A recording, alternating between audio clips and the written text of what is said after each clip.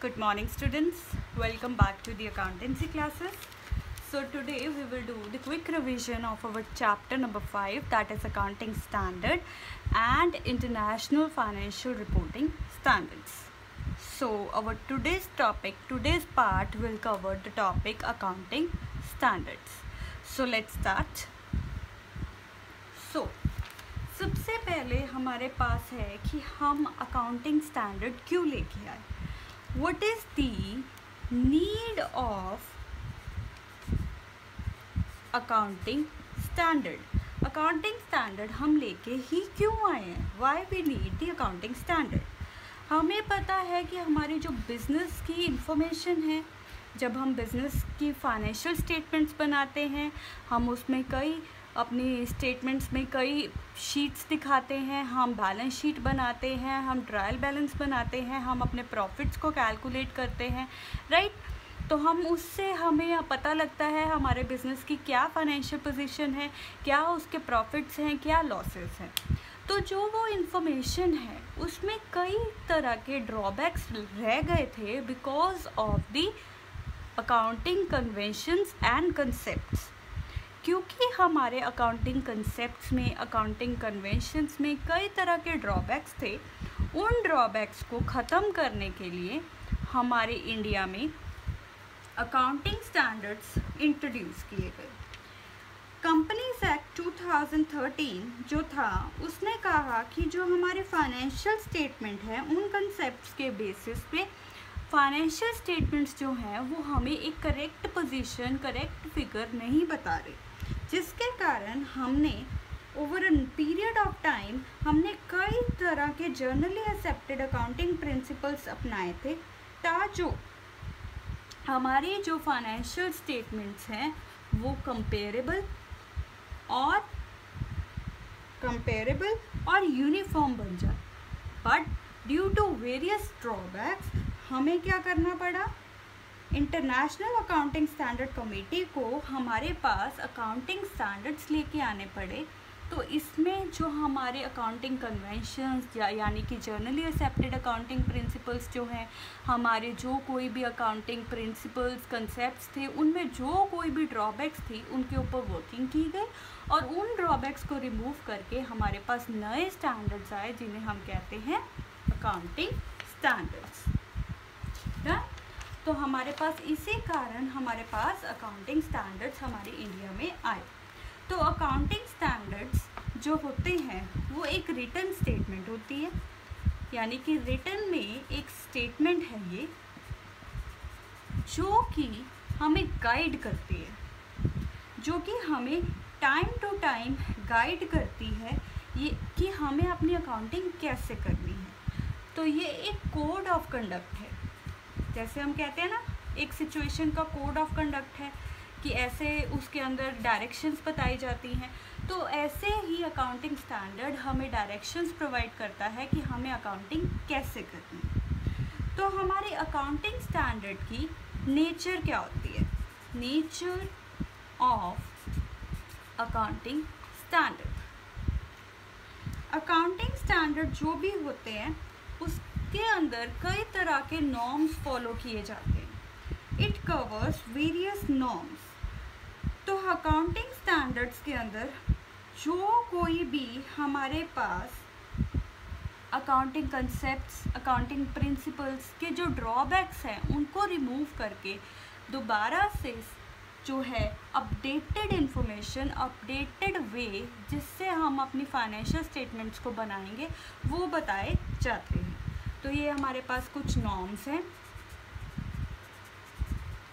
Second step में क्या है कि इसके अंदर हम कई ऐसी प्रैक्टिसेस को रिमूव कर देंगे जो कि हमारी फाइनेंशियल स्टेटमेंट्स को कंपेरेबल बना देगा. तो अगर हमारे कई ड्रॉबैक्स रिमूव हो जाएंगी तो हमारी फाइनेंशियल स्टेटमेंट्स कंपेरेबल बन जाएंगी. फिर इसके अंदर हमें बता दिया जाएगा कि हमारे पास कौन सा अकाउंटिंग ट्रीटमेंट है जो मोस्ट प्रेफरेबल है. तो मोस्ट प्रेफरेबल अकाउंटिंग ट्रीटमेंट बताया जाएगा, क्योंकि हमें बताया जाएगा कि इस सिचुएशन में ऐसे ऐसे आप ये सिचुएशन में ऐसे डील कर सकते हो, और इन सिचुएशन में आपको सबसे बेटर वे से उस पर्टिकुलर वे से ही काम करना चाहिए। तो ये हमारे लिए गाइड है। देन नेक्स्ट क्या है, it is just like law. ये हमारे लिए एक तरह का लॉ है, जो इसने लिख दिया हमें एक्सेप्ट करना पड़ता है, क्योंकि ये एक बहुत ही ज़्यादा स्टडी के बाद ये हमारे पास कई कंसेप्ट कन्वेंशन की ड्रॉबैक्स को कवर करके हमारे पास ये स्टडी करके ये जो है स्टैंडर्ड्स को लाया गया। देन नेक्स्ट टॉपिक हमारे पास इसी चैप्टर में है कि हमारे क्या ऑब्जेक्टिव्स हैं अकाउंटिंग स्टैंडर्ड के। Objectives of accounting standards. Accounting standards के हमारे पास क्या ऑब्जेक्टिव्स हैं।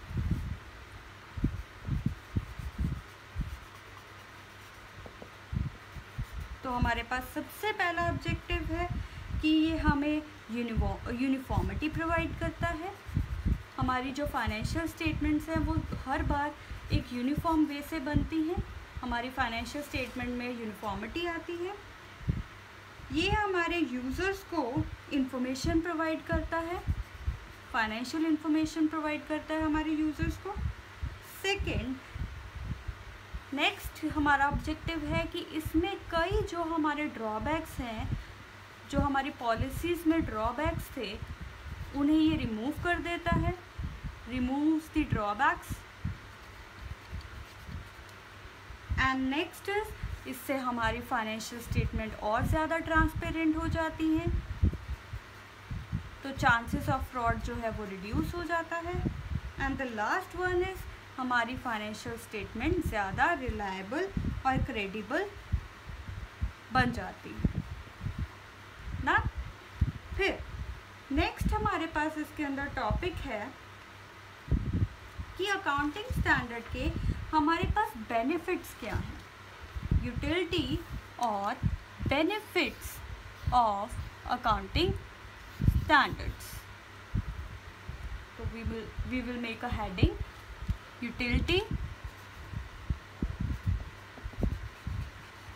और बेनिफिट ऑफ अकाउंटिंग स्टैंडर्ड। तो सबसे पहले ये हमारी इन्हीं सभी के बेसिस पे सबसे पहले तो ये हमारी इन्फॉर्मेशन जो फाइनेंशियल इन्फॉर्मेशन है उसे रिलायबल बना देगा। जो हमने ऑब्जेक्टिव में भी पढ़ा था कि जो हमारी फाइनेंशियल स्टेटमेंट्स हैं उन पे हम भरोसा कर पाएंगे, उन पे यकीन कर पाएंगे, हमें ट्रस्ट होगा कि जो हमारी फिगर्स हैं वो बिल्कुल सही हैं, क्योंकि इन्हें बहुत ही स्टडी के बाद ऐसे स्टैंडर्ड्स को अपना के फाइनेंशियल स्टेटमेंट को बनाया जाता है। देन हमारी फाइनेंशियल स्टेटमेंट्स जो हैं वो बहुत ही कंसिस्टेंट बन जाती हैं, और अगर वो कंसिस्टेंट हैं तो वो हमें हेल्प करती हैं हमें कंपेयर करने में। हम अपनी फाइनेंशियल स्टेटमेंट को अपने ही पास्ट रिकॉर्ड से कंपेयर कर सकते हैं, या फिर हम अपने कॉम्पिटिटर्स के साथ कंपैरिजन कर सकते हैं।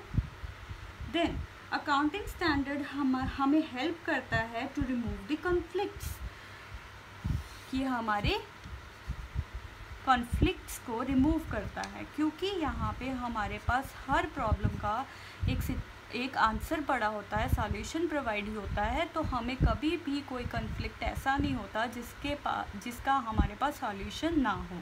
तो ये हमारे पास एक कंप्लीट गाइड है। देन अकाउंटिंग स्टैंडर्ड से हमारे जो फ्रॉड्स हैं या मैनिपुलेशंस है वो बहुत रिड्यूस हो जाते हैं, क्योंकि हमारी फाइनेंशियल स्टेटमेंट्स है वो बिल्कुल ट्रांसपेरेंट, रिलायबल और यूनिफॉर्म बन जाती है। एंड द लास्ट पॉइंट क्या है, जब हमारे पास एक कंप्लीट गाइड पड़ा है तो ये हमारे लिए बहुत ही बड़ा हेल्पिंग हैंड बन जाता है। तो ये हेल्प करता है ऑडिटर्स को भी अपना काम करने में, क्योंकि ये एक कंप्लीट गाइड है, कंप्लीट सेट ऑफ कोड है, जिन्हें हमारी इंटरनेशनल जो हमारी अकाउंटिंग स्टैंडर्ड कमेटी है उसने इन स्टैंडर्ड्स को इशू किया है। डन। तो ये हमारे पास 5 बेनिफिट्स हैं, लेकिन हर सिचुएशन में कुछ बेनिफिट्स भी होते हैं और कुछ लिमिटेशंस भी होती हैं। तो हमारा लास्ट टॉपिक जो है कि वो है कि हमारी इस अकाउंटिंग स्टैंडर्ड में क्या क्या लिमिटेशंस रह रही हैं, दैट इज द लिमिटेशंस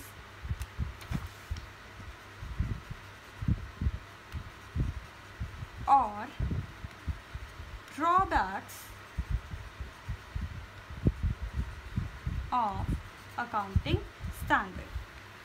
तो सबसे पहले जो अकाउंटिंग स्टैंडर्ड्स होते हैं, जैसे हम कहते हैं ये कंप्लीट गाइड है, तो ये एक रिजिड नेचर के होते हैं। जो इसमें एक बार लिख दिया वो हमें मानना पड़ता है, we can't change that. Second क्या है कि इसमें रिस्ट्रिक्शन है इनिशिएशंस को। जो कोई भी आइटम नई कोई भी चेंज लाना चाहता है, उन्हें रिस्ट्रिक्शंस दे दी जाती हैं, जो ये कह देते हैं हमें उन्हीं को फॉलो करना पड़ता है। एंड नेक्स्ट हमारे पास क्या है कि जो हमारे अकाउंटिंग स्टैंडर्ड्स हैं वो अभी तक हिस्टोरिकल कॉस्ट के बेसिस पे काम करते हैं।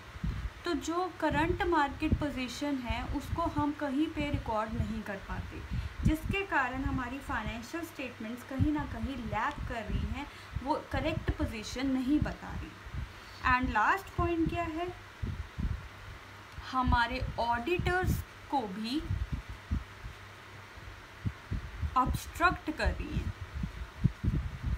यानी कि जो हमारे ऑडिटर्स भी हैं उन्हें भी जो अकाउंटिंग स्टैंडर्ड्स हैं वो यूज़ करने ही पड़ेंगे। आइदर दे थिंक कि ये स्टैंडर्ड हमारे लिए नहीं suitable, but they have to follow that standard, due to which उनकी जो वर्किंग है, ऑडिटर्स की जो वर्किंग है वो ऑब्स्ट्रक्ट हो रही है because of the use of accounting standards. So these are the 4 limitations or drawbacks of accounting standard. So we have covered the first part of revision of our chapter number 5, that is the accounting standard, in which we covered why we have introduced the accounting standard, what is its nature, and what are the objectives and utility. And you will see that most of the points of objective and utility are same. So अगर हम इन्हें ध्यान से करें तो ये बहुत ही easy topic है। 2-3 वर्ड्स हैं और 2-3 वर्ड्स के आसपास ही ये टॉपिक पूरा घूम रहा है। और लिमिटेशंस में क्या है कि ये बहुत ही ज़्यादा रिजिड है और इसमें कोई चेंजेस नहीं आते, और ये हिस्टोरिकल कॉस्ट के बेसिस पे है, जिसके कारण ऑडिटर्स को भी प्रॉब्लम आ रही है। So this is all about the first part of our revision of chapter number 5 accounting standard and IFRS, and tomorrow we will do the IFRS in detail. So see you tomorrow. Thank you.